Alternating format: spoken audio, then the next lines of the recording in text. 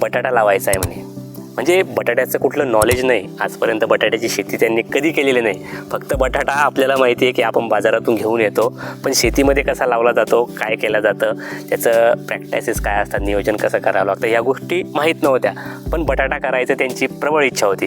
त्यांनी एक शब्द विचारला की बटाटा आपल्याला करायचा आहे. ऑक्टोबर-नोव्हेंबरमध्ये लागवड करतात बटाट्याची, त्यावेळेस 1 महिना आधी त्यांनी विचारलं. तर आज बटाटा बघा, सुपर क्वालिटीचा बटाटा त्यांनी अक्षरशः यशस्वी करून दाखवलेला आहे. बटाटा इकडे बघू, तुम्ही बघा, प्रत्येक बटाटा आज 200-250 ग्रॅमचा बटाटा आपल्याला पाहायला मिळतं आणि सुपर क्वालिटीचा माल आज ते बाजारात विकत आहे. चला आपण दादांशीच डायरेक्टली चर्चा करू की त्यांनी हे नियोजन कसं केलं, सुरुवातीपासून लागवड असेल, काय चुका झाल्या असतील तुमच्या, किंवा काय नवीन सुधारणा काय करू, आपण ती सगळी चर्चा करू याच्यावर. नमस्कार दादा.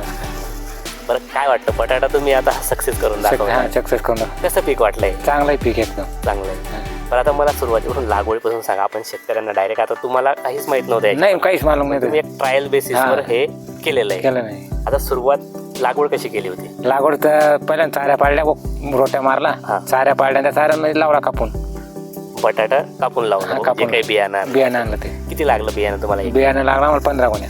15 गोण्या म्हणजे जवळजवळ किती किलो लागलं असेल ते? 6 क्विंटल. 6 क्विंटल एकरी? नाही एकरी नाही, अर्धा एकर मध्ये. अर्धा एकर मध्ये 6 क्विंटल. 6 क्विंटल. आणि याचं तुम्ही कसं नियोजन केलं? खत व्यवस्थापन असेल काय 2च बॅगा टाकल्या फक्त. फक्त 2 बॅग? 2 बॅगा. जे काही NPK स्वरूपातल्या त्या 2 बॅग. तर मित्रांनो बघा की दादांनी फक्त म्हणजे इतका कमी खर्चात त्यांनी सुपर क्वालिटीचं बटाटा पिकवलेलं आहे. आता पुढच्या वेळेस ते जास्त क्षेत्र वाढवणार आहेत आणि ज्या काही चुका आल्या असतील, आता त्यांनी सुरुवातीला फक्त सपाट रोटावेटर मारून नळ्या आतून घेतल्या आणि लावल्या. पुढच्या वेळेस आपण उलट ते कमी उत्पन्न येईल. आता हे आता कमी येईल. माहित गेली म्हणजे बेडवर पाहिजे, बेडवर पाहिजे. आता पुढच्या वेळेस बेडवर नाही. आणि फवारणी वगैरे काय नाही, फवारणी फक्त बुरशीनाशक, बस दुसरं काहीच नाही. बुरशीनाशक एकदा जमच्या पुढे घेतल्या फक्त, बस. आणि वरतून 1-2 हात दोनच हात घेतले, काही खर्च नाही दिला. तर बटाटा या पिकावर वरती त्याला पाला असल्यामुळं थोडा करपा किंवा भुरी, डावणी या रोगांचा प्रादुर्भाव होतो. आणि फक्त वरतून 1-2 प्रकारच्या चांगल्या प्रकारचे बुरशीनाशकं जर आपण फवारले, दादा सांगतायत फक्त 1-2 फवारणी त्यांनी बुरशीनाशकाची मारलेली.